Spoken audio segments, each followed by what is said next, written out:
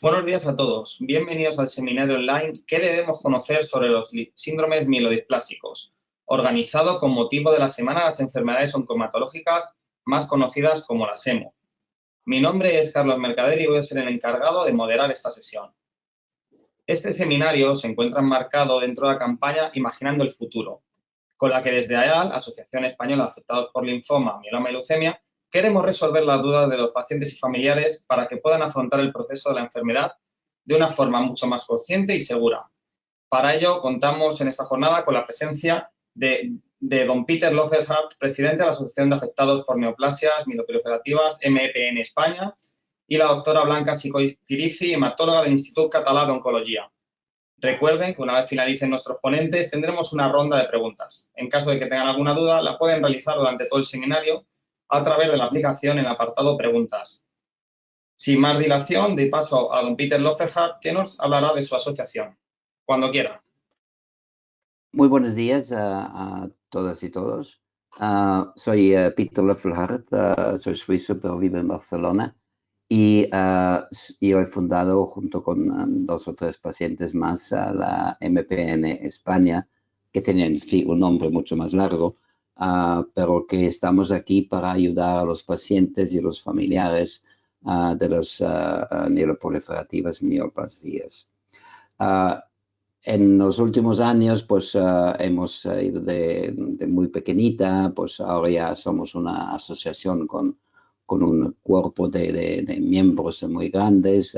Hay casi entre Facebook, que tenemos un grupo privado, Instagram y la página web, tenemos más que 1.200 pacientes que nos siguen. Y para mí lo más importante es que la plataforma de Facebook se ha convertido en una sala de chat para los enfermos, que pueden intercambiar sus opiniones, pueden poner sus dudas y nosotros les guiamos para ir al camino correcto, les damos nuestra experiencia. Y muchos pacientes que hace años que están en el Facebook, pues ayudan a toda esta gente que sale, que están recién diagnosticados, ¿no? Es cuando es la más necesidad para obtener esta información. La información es vital. Yo siempre he dicho que un paciente bien informado es medio curado, y también es mucho más tranquilo, ¿no? Es una cosa que es muy, muy importante. Entonces, nosotros vamos a seguir haciendo nuestros webinars, nuestras entrevistas, estamos haciendo podcast, en fin, intentamos por todos los medios llegar la información al paciente, porque realmente nosotros no tenemos disponible un registro de pacientes. Sabemos que hay muchos en España, debe haber más que 5.000, y para nosotros es muy difícil llegar a ellos, ¿no? Pero poco a poco vamos a llegar, cada semana llegan pacientes nuevos y nada, estamos muy contentos. Vamos a poner un punto de importancia después del verano. Uno de estos es el aspecto psicológico de los pacientes, que realmente cuando te diagnostican esta enfermedad, claro, el médico normalmente tiene muy poco tiempo, tiene sus 8 o 10 minutos, y claro, es necesaria una charla más grande. Entonces, pues esta incertidumbre y desconocimiento de la enfermedad, pues produce mucha ansiedad. Y nosotros, que hacemos hacemos varias mesas redondas con pacientes, y la conclusión mayormente es que el problema más grande que tienen los pacientes es psicológico. Y ahí pues queremos ayudar. El otro problema, bueno, otra situación que tenemos es que cada vez tenemos más pacientes jóvenes. Tenemos, bueno, varios pacientes con 19, 20 años que ya tienen mielofibrosis, aunque a veces asintomática. Pero claro, es una diferencia muy grande referente al tratamiento, ¿no? Porque el 50% de los pacientes tienen más que 60 años, pero el resto, pues, mucho más jóvenes. ¿Y qué tratamiento hago yo a una persona que le quedan 60, 70 años de vida por delante, ¿no? Estos son, el hecho que son más jóvenes trae otros problemas, y uno es la maternidad. nos llegan muchos pedidos de ver, ¿puedo tener un hijo? ¿No lo puedo tener? Hemos hecho un seminario en el cual la maternidad pues ha sido un tema central. Tengo una serie de podcasts que todo el mundo lo puede ver, donde hemos entrevistado una madre durante todo su embarazo, pues ya hace un mes o algo más que ya tiene un bebé sano y muy guapo. Y casi que tomando unas precauciones y unos controles, en principio no hay ningún problema a tener un bebé, ¿no? Pues nada, todo esto es lo que queremos hacer. Estamos muy contentos con el trabajo que estamos haciendo. Es una gran ilusión para nosotros de poder ayudar a los pacientes. Y invito a todos los pacientes de MPN que nos siguen en Facebook, que nos siguen en Instagram o que miren la web. O también está mi teléfono, me pueden llamar a cualquier momento, así que estáis bienvenidos. Pero nada, aquí lo más importante es la doctora Chicoy, que eso se explica un poco más de las enfermedades y por lo tanto paso la palabra a la doctora Chicoy y doy las gracias a la organización de IAL que nos ha invitado y que nos podemos dirigir a todos vosotros. Gracias, Peter. Gracias también a IAL por dejarme pues, participar en este seminario. Son actividades en las que siempre me gusta participar porque pienso que pueden ser de mucha ayuda, si no para todos, pues para algunos. Y bueno, yo en mi vida profesional desde hace muchos años que me dedico a tratar pacientes, a diagnosticar y a tratar pacientes con síndrome mielodisplásico y voy a intentar desde mi experiencia pues explicaros de la forma más sencilla posible lo que son, por qué se producen, cuáles sus riesgos y en general cómo los tratamos. ¿Qué es un síndrome mielodisplásico? Pues es una neoplasia, es un cáncer de la sangre que se origina en la médula ósea. La médula ósea la tenemos dentro de los huesos los más grandes. Allí están los nidos de células madre que allí se reproducen, maduran y cuando ya están listas salen y circulan por la sangre. Cuando hay un síndrome mielodisplásico, algunas de estas células enferman y nosotros las cuantificamos. Cuando son menos de un 20% las células que llamamos blásticas, los blastos, hablamos de síndrome mielodisplásico, pero cuando ya superan el 20% hablamos de leucemia. Es por eso que consideramos que el síndrome mielodisplásico es una fase previa a la leucemia y en algunas ocasiones los tratamos casi igual que las leucemias, pero no siempre, ¿no? ¿Por qué aparece un síndrome mielodisplásico? Pues lo que suele ocurrir es una alteración en los genes y los cromosomas de estas células de la hematopoyéticas, ¿no? las que originan las células sanguíneas, y esto hace que estas células mueran precozmente.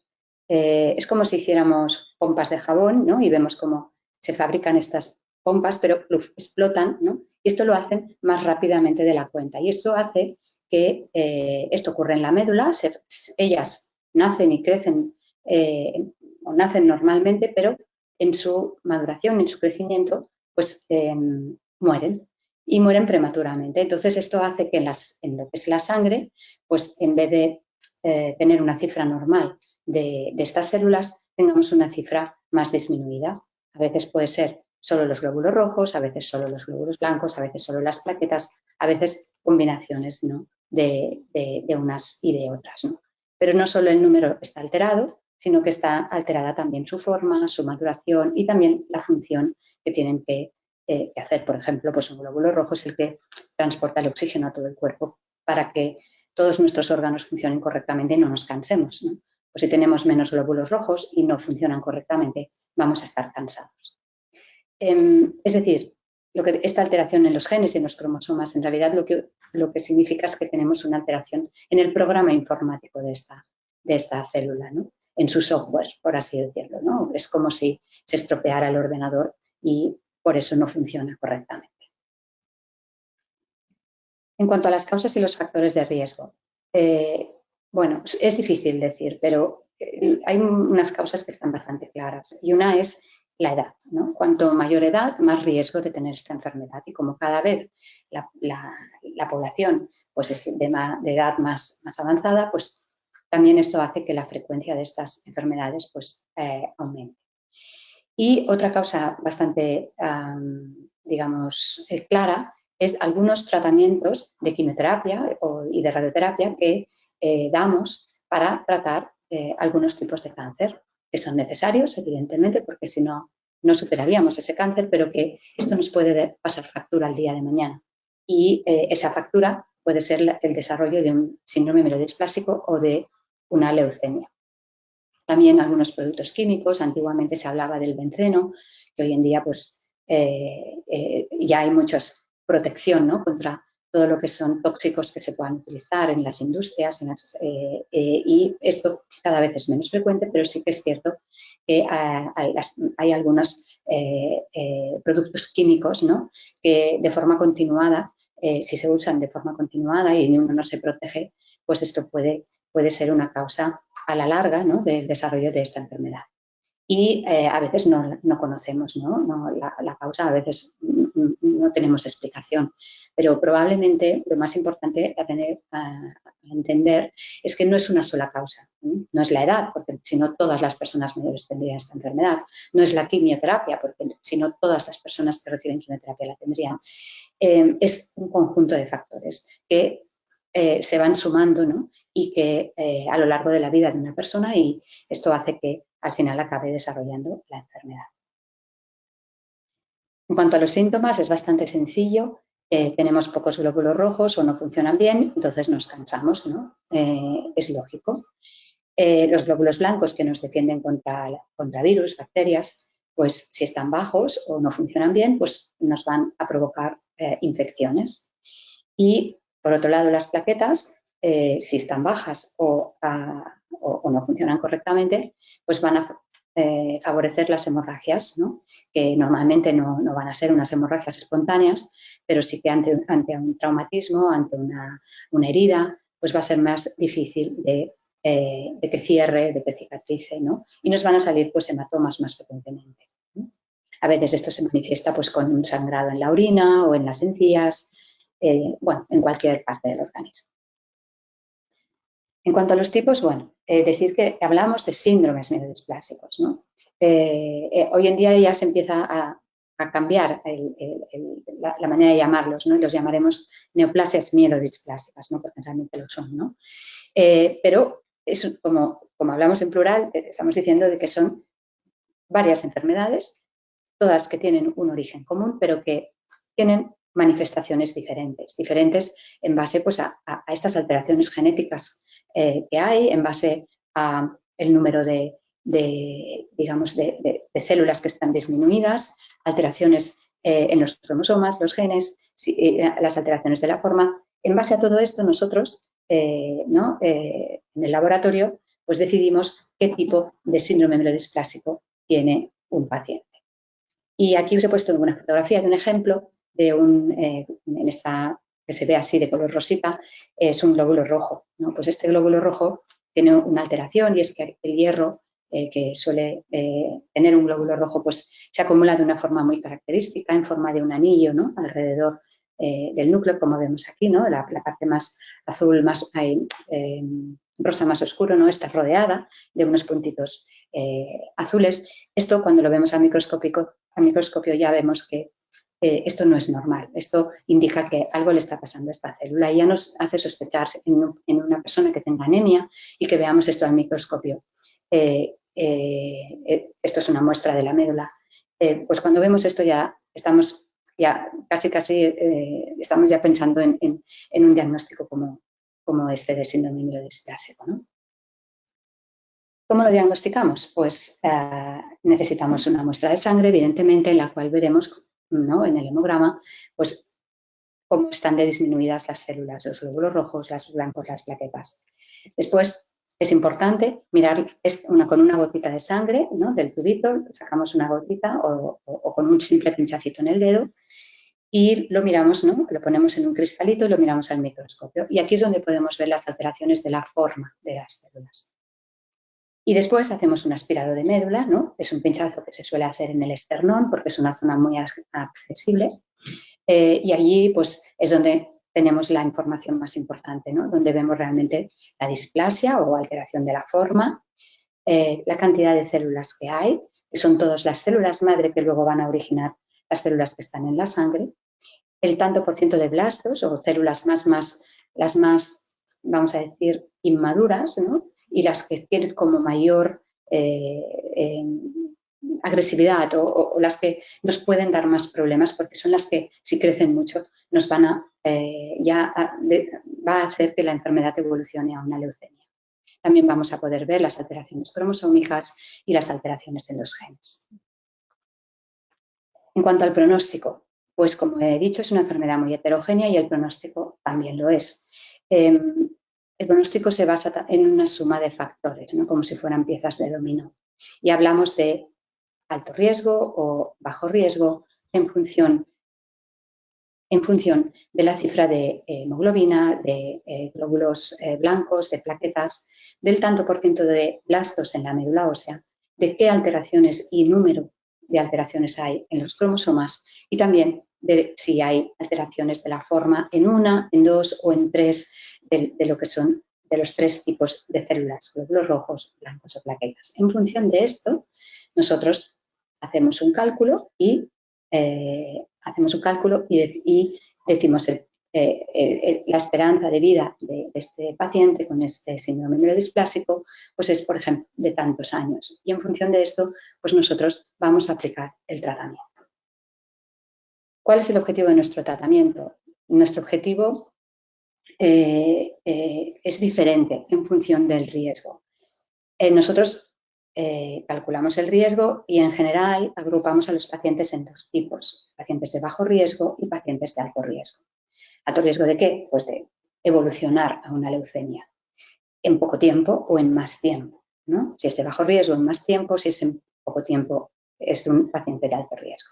Entonces, en un paciente de bajo riesgo, como va a vivir muchos años, nuestro objetivo principal es que tenga una buena calidad de vida, que no se canse, que no tenga ninguna infección, que no tenga ninguna hemorragia y que pueda hacer su vida más o menos normal. Pero en un paciente de alto riesgo, como sabemos que en poco tiempo puede evolucionar a una leucemia, lo que vamos a querer es curarlo. O esto lo haríamos con un trasplante, pero muchas veces esto no es posible. Entonces, ¿por qué los pacientes con síndrome mielodisplásico suelen tener una edad avanzada? Entonces, hemos de plantearnos otras alternativas. También es importante la calidad de vida en una persona mayor a la que no le podemos hacer un trasplante. También queremos que tenga una buena calidad de vida. Pero esto ya es más difícil porque la enfermedad pues, suele ser pues, más agresiva y por lo tanto también los tratamientos también lo son. Recalcar de nuevo esto, que el trasplante es cierto, es lo único que cura, pero que es una acción arriesgada porque no todas las personas pueden superarlo y a no todas las personas se lo podemos hacer. Es decir, en realidad a las mínimas personas, porque la mayoría no podemos. Y, por tanto, esto hay que tenerlo en cuenta. Normalmente, la opción de tratamiento no es el trasplante en esta enfermedad, por la edad y por las comorbilidades, por otras enfermedades que pueda tener el paciente. ¿Y cuáles son los tipos de tratamiento? ¿No? Pues pacientes de bajo riesgo, transfusiones cuando hay anemia o una cifra de plaquetas muy baja, quelantes del hierro, porque el hierro es un metal y se acumula en el cuerpo y no es bueno. Es bueno cuando te falta, pero no cuando te sobra y por tanto hay que intentar eliminar ese hierro del organismo y lo hacemos con unas pastillas. A veces damos eritropoyetina, una hormona que tenemos todos en el cuerpo, pero que en estas enfermedades está disminuida y con lo cual aportando eritropoyetina le estamos ayudando a la médula a fabricar glóbulos rojos. Esto lo hacemos en los pacientes de bajo riesgo, es lo más frecuente. En pacientes de alto riesgo damos una medicación que se llama azatipirina, que también la hablamos en algunos tipos de leucemia, en personas con leucemia de una cierta edad, que lo que intenta es que la médula trabaje mejor. Es como poner, pues eso, aceite a un motor de un coche, ¿no? Para que todos los engranajes funcionen mejor la médula, si trabaja mejor, tendremos más glóbulos rojos, más glóbulos blancos, más plaquetas normales. Hay un tipo de síndrome mielodisplásico que tiene una alteración característica en el cromosoma 5 y a estos pacientes les damos un tratamiento que se llama lenalidomida, pero solo suele funcionar en este tipo de pacientes. El trasplante de médula, ya lo he comentado, pacientes en general jóvenes, ¿no?, que lo puedan aguantar y que sean de alto riesgo.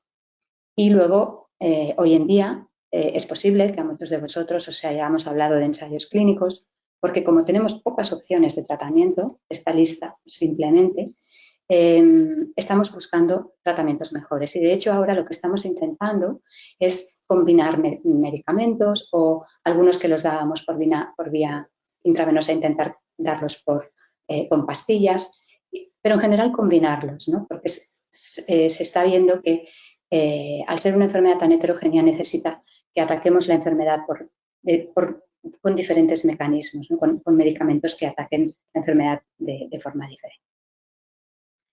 ¿Y cuál es el futuro? Pues el futuro es encontrar mejores fármacos, mejores medicamentos más eficaces, menos efectos secundarios.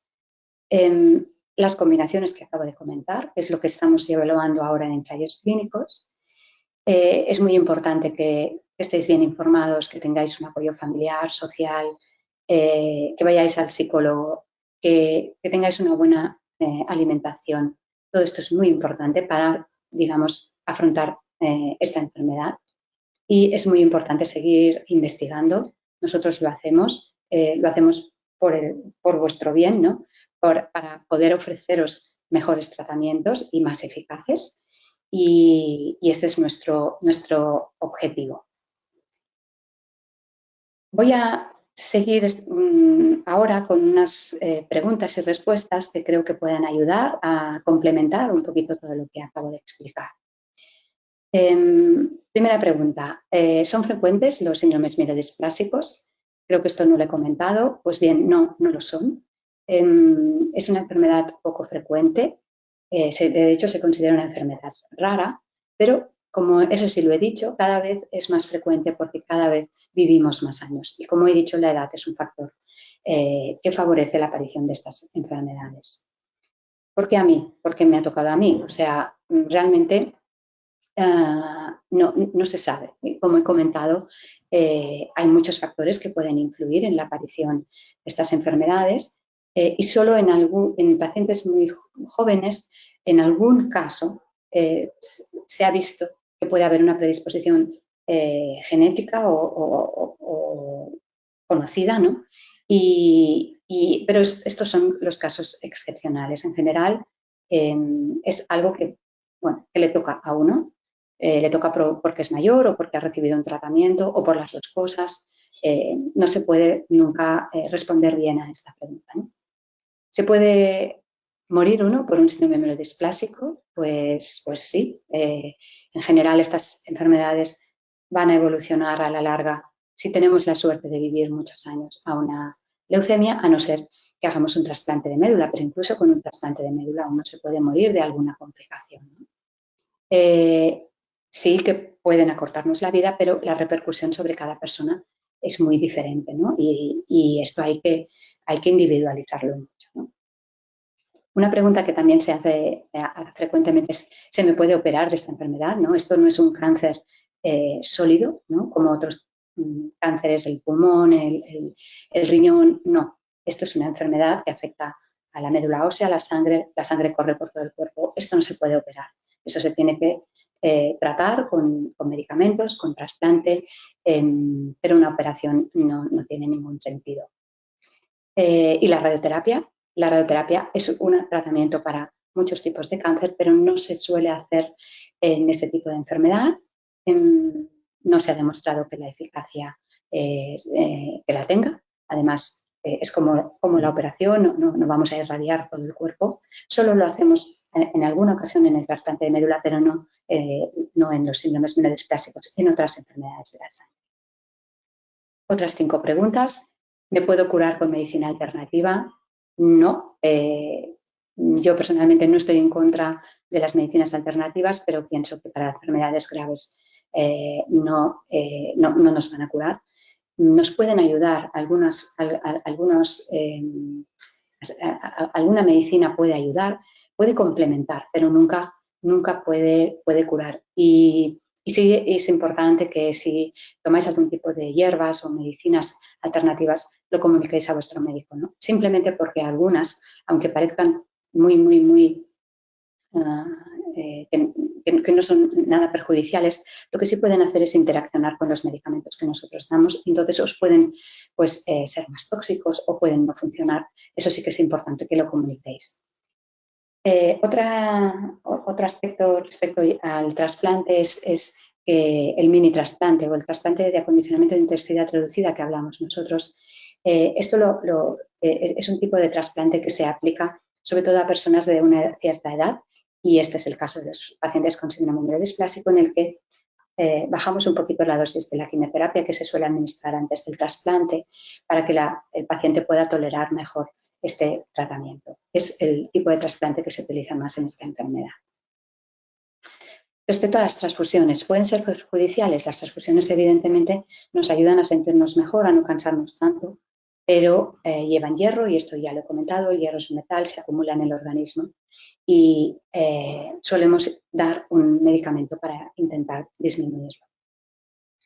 ¿Podemos detener la evolución de la enfermedad a leucemia?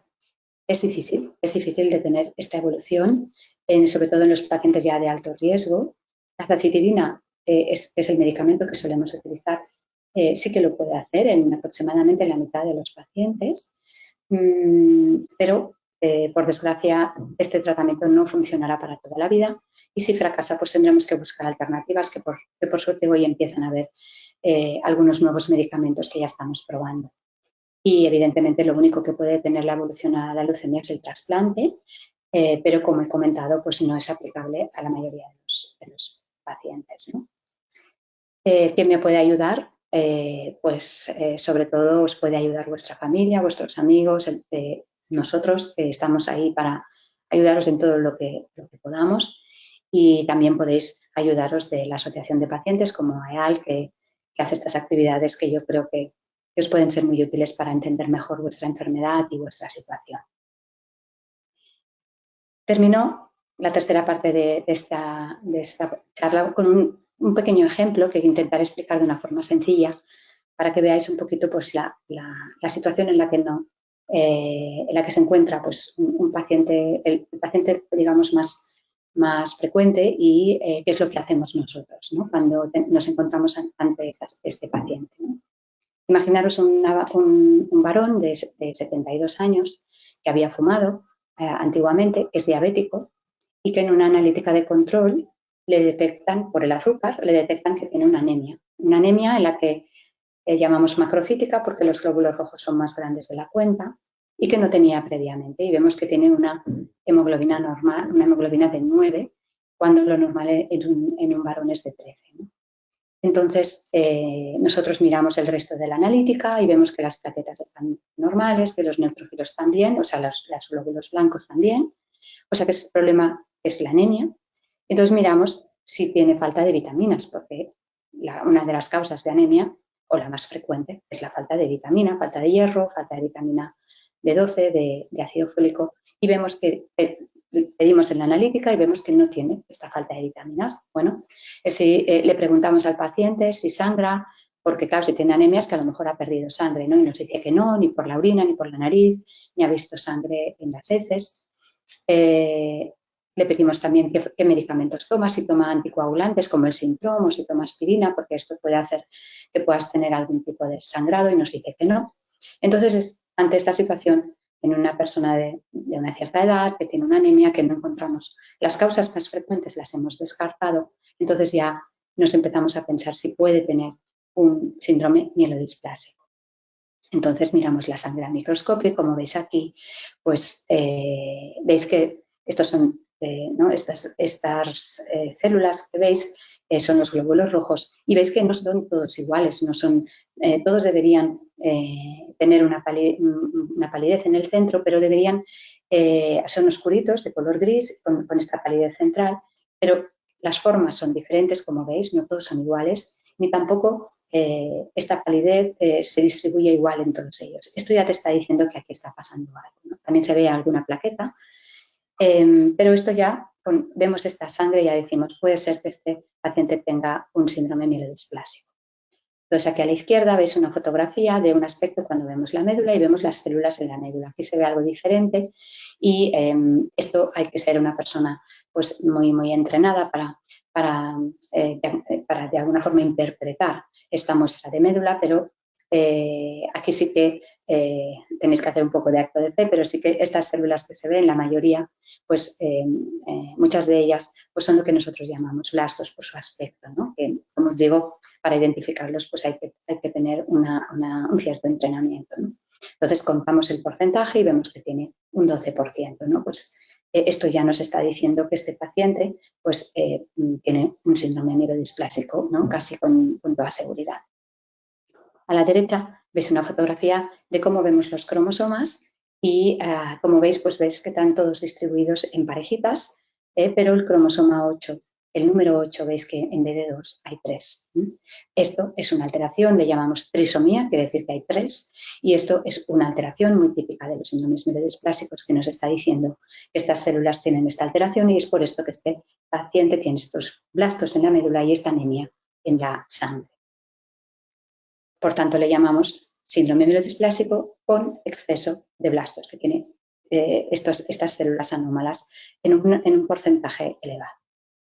Entonces, cogemos la calculadora, miramos en base a los datos que os he comentado, de las cifras, la anemia, la alteración en el cromosoma 8, la cifra de blastos. Esto lo hacemos en el mismo ordenador, ¿no? Hay una web que nos lo calcula y nos dice que este paciente tiene un riesgo alto de evolucionar en poco tiempo a una leucemia. Por tanto, hay que darle un tratamiento para intentar evitar.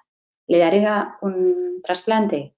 No, porque tiene 72 años y un trasplante a esta edad probablemente no lo superaría.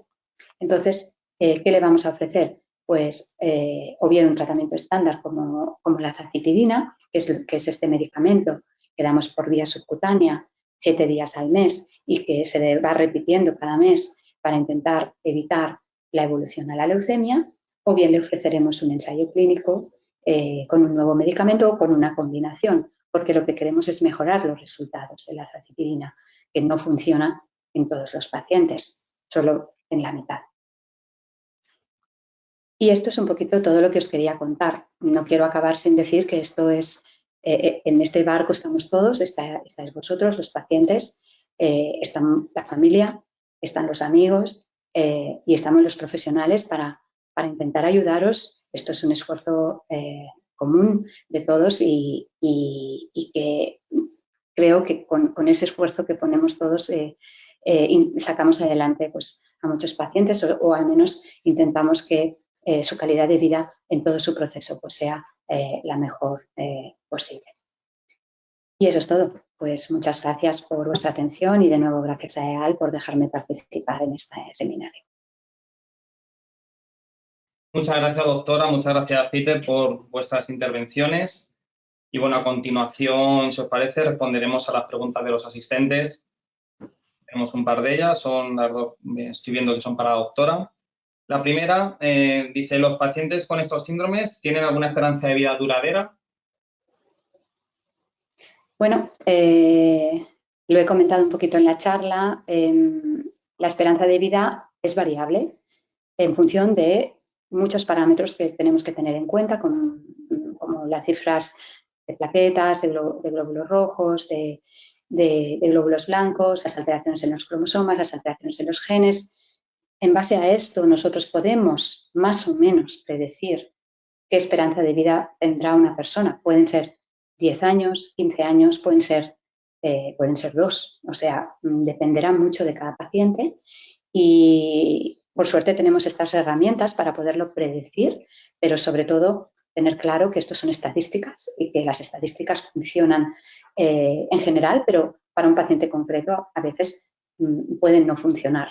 Entonces, sí que las necesitamos porque si no, sin estas herramientas nosotros no podemos valorar qué tratamiento va a ser el mejor, pero la esperanza de vida puede variar mucho, como os he dicho, ¿eh? Y también lo que puede realmente dar una esperanza de vida duradera será el trasplante, pero el trasplante siempre que lo podamos realizar, que no suele ser el caso en la mayoría de pacientes porque son ya de una edad bastante avanzada o tienen otras enfermedades que impiden realizar. Muchas gracias. Vamos con la segunda. Me acaban de diagnosticar síndrome mielodisplásico y padezco diabetes. ¿Qué tratamiento será el más indicado? Bueno, curiosamente el ejemplo que os he puesto, pues el paciente era diabético. La diabetes en principio no es un problema en estas enfermedades. Evidentemente la diabetes se tiene que controlar y ahora más que nunca, cuando tienes otra enfermedad, una enfermedad grave, tienes que intentar tener muy bien controlada la diabetes, pero no va a ser una contraindicación. Entonces, el tratamiento lo vamos a escoger en base a las características de la enfermedad y a las características del paciente, no en base a la diabetes. Por lo tanto, de nuevo, como he dicho, calcularemos el riesgo. Si el paciente es de bajo riesgo, le aplicaremos un tipo de tratamientos. Si el paciente es de alto riesgo, otros. Y dependerá también de la clínica que tenga este paciente. Si tiene anemia, pues nos centraremos en mejorar, ¿no? En intentar que mejore la anemia.